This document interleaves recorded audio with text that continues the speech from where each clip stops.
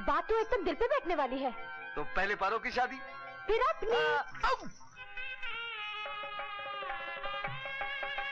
जानकी, मैंने कभी सोचा भी नहीं था कि तुम इस घर को सजाने के लिए ऐसा नगीना लाओगी। नगीना नहीं, धरती का चांद है चांद। एसीपी साहब, चांद चाहे आकाश का हो या धरती का, उसमें दाग तो होता ही है।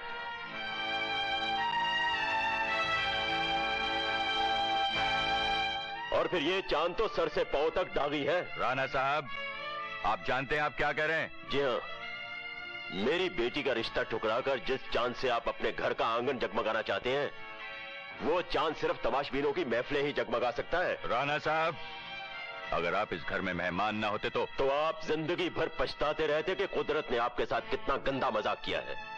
राणा साहब, मेरी होने वाली बहू के बारे में क्या समझाना चाहते हैं आप मुझे? सिर्फ इतना कि तुम्हारी होने वाली बहू का जिस्म जेवरों से सजाने के लिए नहीं, बल्कि कोठों की महफिलें जगमगाने के लिए है। राणा साहब, सच हमेशा कड़वा होता है। मेरी बातों का यकीन नहीं होता तो जाइए कमाठीपुरा गली नंबर 18 और कोठा नंबर 17 पर इसका इतिहास पूछिए। अपनी जबान को लगाम दो राणा। एसीपी साहब, इस शहर में किस किस की जुबान को लगाम देंगे आप? शंकर, जरा बता दो इन्हें क्या औकात है इस लड़की की? ये मेरी मुंह बोली बहन है। अरे बहन तो तुम्हारी है, समाज की नजरों में इसकी असलियत क्या है, बता दो इन्हें। ये जात पात और पेशा समाज के बांटे हुए लेवल है राणा साहब। मतलब असलियत छुपाने के जुर्म में तुम भी शामिल हो? मैं बताता हूं एसीपी साहब, ये लाल पीली रोशनियों के बाजार में बार बार बिकने वाला वो खिलौना है जिसे एक रात की दुल्हन तो सभी बनाना चाहते हैं, लेकिन घर की बहू आप जैसे लोहे के कलेजे वाले ही बना सकते हैं। राणा, इसके आगे एक भी लफ्ज कहा तो तेरी आवाज सुनने के लिए तेरी औलाद तरस जाएगी। छोड़ दो उसे। ये तुम क्या कर रहे हो शंकर? अरे आज तो हाथ आशीर्वाद देने के लिए उठते हैं, लड़ाई झगड़े के लिए नहीं। सच्चाई की बिजली गिरती है तो आदमी इसी तरह झुलस उठता है। जानकी, क्या तुम ये सब जानती थी या राज ने तुमसे छुपाया? बोलो जानकी, बोलो, क्या तुम जानती थी कि पारो का खानदान कौन सा है? उसके माँ बाप कौन है? बोलती क्यों नहीं जानकी? इस तरह से तिल मिलाने का कोई फायदा नहीं एसीपी साहब। कोठे पर पलने वाली औलाद की ना तो कोई माँ होती है और ना ही कोई बाप। भिखारी की झोली में पड़ा हुआ सिक्का किसका है वो भिखारी भी नहीं जानता। राणा साहब, मैं हूं वो जन्म जली माँ इस बदनसीब बच्ची की, जिसे मैं आज तक बता नहीं पाई कि इसका बाप कौन है। मगर राणा साहब, अब आप मुझसे पूछिए कि कौन है वो जन्म जला जिसने इस फूल जैसी बच्ची को जन्म दिया। मुझसे पूछिए राणा साहब कि इसकी रगों में मेरे साथ किस गंदे बाप का खून दौड़ रहा है। पूछिए राणा साहब, कौन है वो अय्याश जिसकी अय्याशी आज मेरी बेटी के माथे पर गुमनामी का दाग बन के रह गई।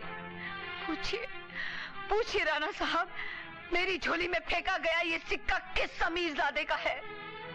राणा साहब, वो भिखारी की झोली तो मैं हूं, लेकिन उसमें उछाला हुआ सिक्का आपका है, आपका राणा साहब। जी हाँ, और उसका सबूत है चंदनपुर का वो अस्पताल जहाँ आज भी पारो के बाप के नाम की जगह आपका नाम लिखा है, आपका। बदसात, दो कौड़ी की नचनिया, बंद कर अपनी जुबान को। क्यों? क्योंकि आज ये जुबान भरी महफिल में आपका दामन तार तार करने पर उतर आई है, इसलिए। एसीपी साहब, एसीपी साहब, ये हमारी बेटी है, लेकिन इसमें इसका कोई कसूर नहीं है। गुनहगार मैं हूँ, इसका ये बाप है। हरामखोर, तूने और तेरी बेटी ने दुनिया की नजरों में मुझे गिराने का अच्छा नाटक रचा है। तुझे इसका भुगतान देना पड़ेगा, याद रखना, तुझे इसका भुगतान देना पड़ेगा। राणा साहब, आपने अपनी बेटी का रिश्ता तो तोड़ दिया, मगर हमारे बाजार की रस्म मत तोड़िएगा।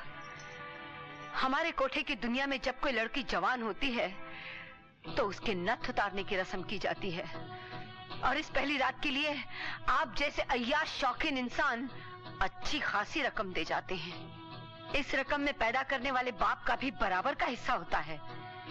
तो आप भी कोठा नंबर 17 में आकर अपना हिस्सा जरूर ले जाइएगा राणा साहब।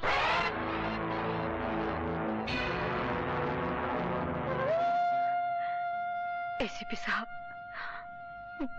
मेरी बच्ची तो गंगा की तरह पवित्र है, इसे अपना लीजिए। भगवान के लिए इसकी जिंदगी संवर जाएगी। इसे देने के लिए मेरे पास आंसू और आशीर्वाद के सिवाय कुछ भी नहीं। माँ, मैं क्या करूं माँ? रो मत, आंसुओं से तकदीर की स्याही नहीं मिटती। हमारे लिए तो कोठा ही मायका है और कोठा ही ससुराल। चल बेटी।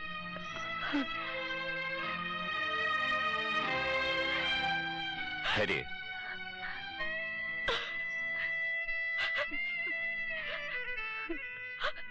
जानकी, राज से कहो कि पारो को सगाई की अंगूठी पहना दे।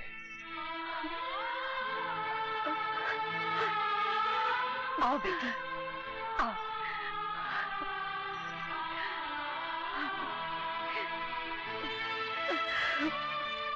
चंदनपुर का वो अस्पताल जहां आज भी पारो के बाप के नाम की जगह आपका नाम लिखा है, आपका नाम लिखा है, आपका।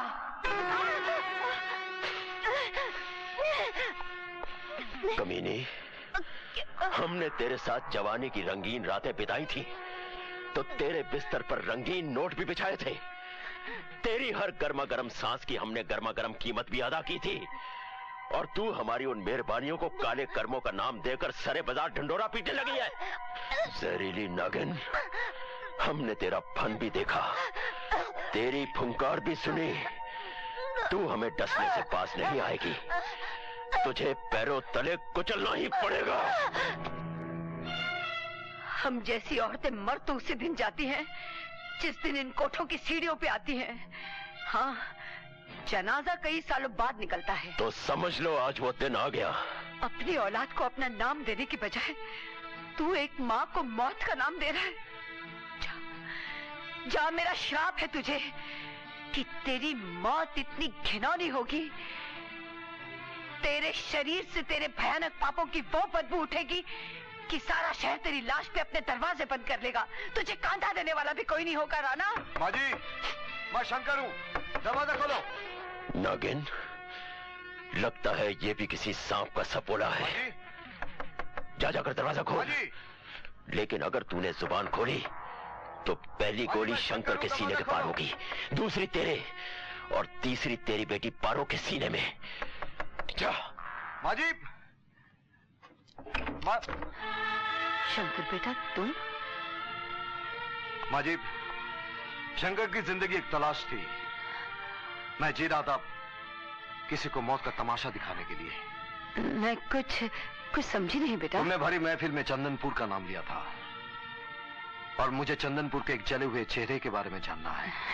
तुम किस चेहरे की बात कर रहे हो बेटा? मैं कुछ नहीं जानती। मैं उस जले हुए चेहरे की बात कर रहा हूँ जिसने हमारी तकदीरें जला दी। चंदनपुर के ठाकुर का वो जला हुआ चेहरा, जिसके चेहरे पर एक नकली आंख थी, सर पर लंबे बाल थे, उस चेहरे की बात कर रहा हूँ। नहीं बेटा, मैं ऐसे किसी ठाकुर को नहीं जानती। ये तुम नहीं माँ जी, उसका डर बोल रहा है। लेकिन शंकर तुम्हारी रक्षा करेगा। सिर्फ एक बार मुझे एक बार बता दो, कौन है वो? मैंने कह दिया ना कि मैं ऐसे किसी ठाकुर को नहीं जानती। लेकिन मैं तुम्हें अच्छी तरह से पहचानता हूँ।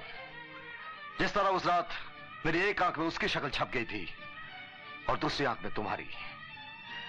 तुम्हें वो किस्सा जरूर याद होगा जिस रात एक 12 साल के बच्चे ने चंदनपुर के ठाकुर के चेहरे पर एक जलती हुई चीता की लकड़ी दाग दी थी। याद है?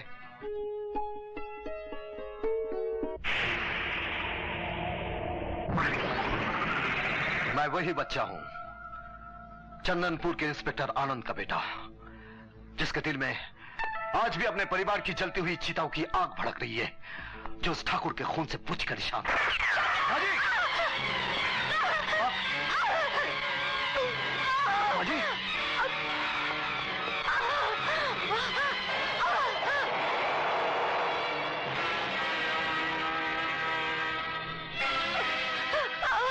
माजी! माजी!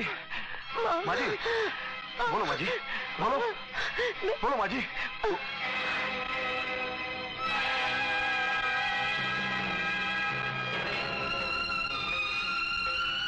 राणा!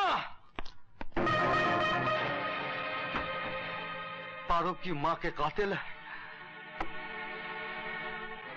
शंकर, बोल, पारो की मां का खून तूने क्यों किया? बोल।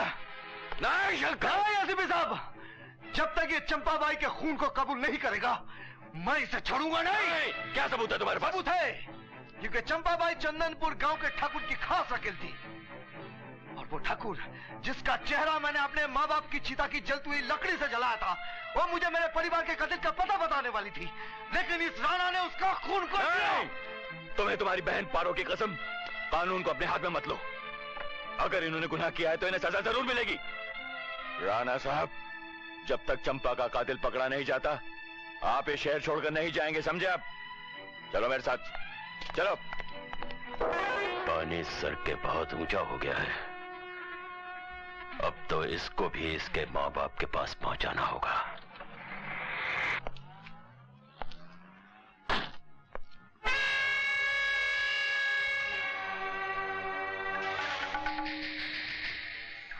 कौन हो तुम लोग? तुम्हारा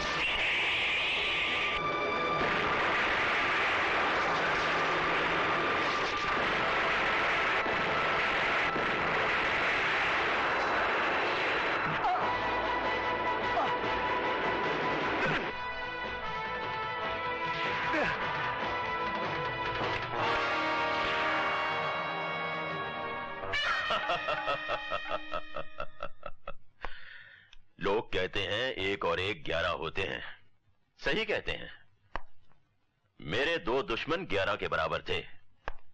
एक की किस्मत का तारा तो मैंने तोड़ दिया, दूसरा बचा एसीपी। उसे भी ऐसा तोड़ूंगा कि दोबारा बनने से पहले 1000 बार सोचेगा।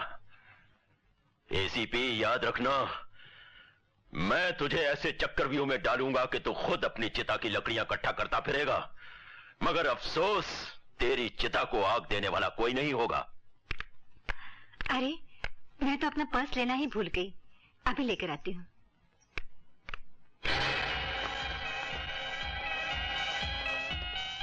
अरे पारो भाई, ये क्या? कोठे की रौनक अस्पताल की सीढ़ियों पर? डॉक्टर लोगों को अपनी जवानी के झटके दिखाने आई हो? ए बदतमीज, तमीज से बात कर। ये तो एसीपी विजय प्रताप के घर की होने वाली इज्जत है, मगर ये क्या? दूसरी औरतें तो शादी के 9 महीने बाद ही आती है, तुम तो अभी से पहुंच गई। अरे 10 जगह मुंह मारने वाली बिल्लियों का क्या भरोसा? किसी का गर्भपात कराने आई थी क्या, या किसी के रेडीमेड पाप से राज को बाप बनाने का इरादा है? रंजीत, बंद करो ये गंदा घिनौना मजाक, वरना जबान खींच लूंगी। भाभी जी, किन किन की जबानें खींचेंगी आप? जितनी निगाहें देखेंगी उतनी ही जबानें बोलेंगी भी। और हाँ, क्यों कोठे की आग से आप अपने घर का आंगन जलाना चाहती हैं? अरे चुप कर यार, ये औरत तो पुण्य का काम कर रही है। मॉडर्न ख्यालात के लोग हैं यार, ये तो 1990 का फैशन है। अरे अब देखना, ये मुजरा नाच गाना एसीपी साहब की कोठी पर ही हुआ करेगा।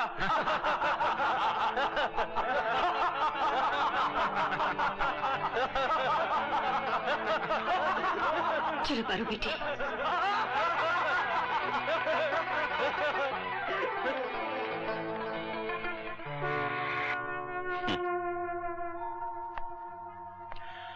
वाह भाई वाह, तुम जवानों की खून की गर्मी से तो आग भी घबराती होगी। शाबाश, हमने जैसा कहा था तुमने वैसा ही कर दिखाया। अंकल जरा सी हिम्मत और ताकत और दे दो हमें, फिर देखना कि सारा शहर एसीपी के मुंह पे थूकने लगेगा। तब तो हमारे दामाद बनने का सेहरा तुम जैसे बेबाक जवान के सर पर ही होना चाहिए। उस दो कौड़ी के रंजीत की ये मजाल कि उसने मेरी दोस्ती पर ऐसा जूता मारा। मैं उसे राज, राज रुक जाओ राज। नहीं भाभी माँ, जिस तरह रंजीत आप लोगों की इज्जत से खेला है, मैं उसी तरह उसके खून से होली खेलूंगा। भाभी हट जाओ।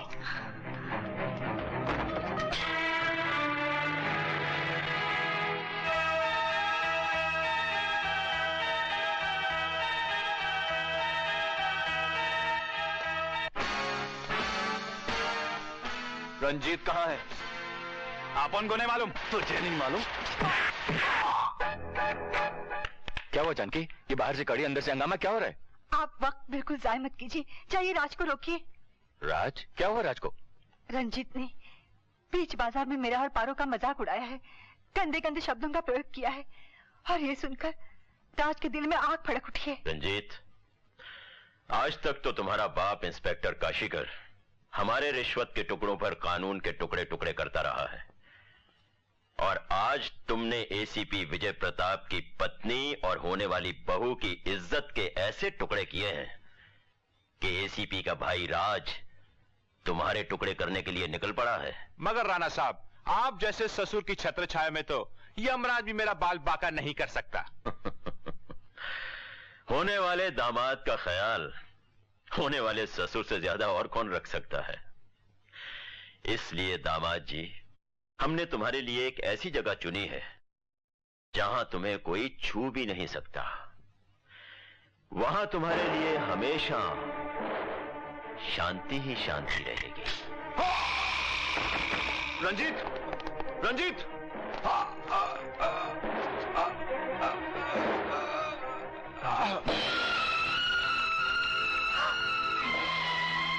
राज! राज, ये क्या किया तुमने?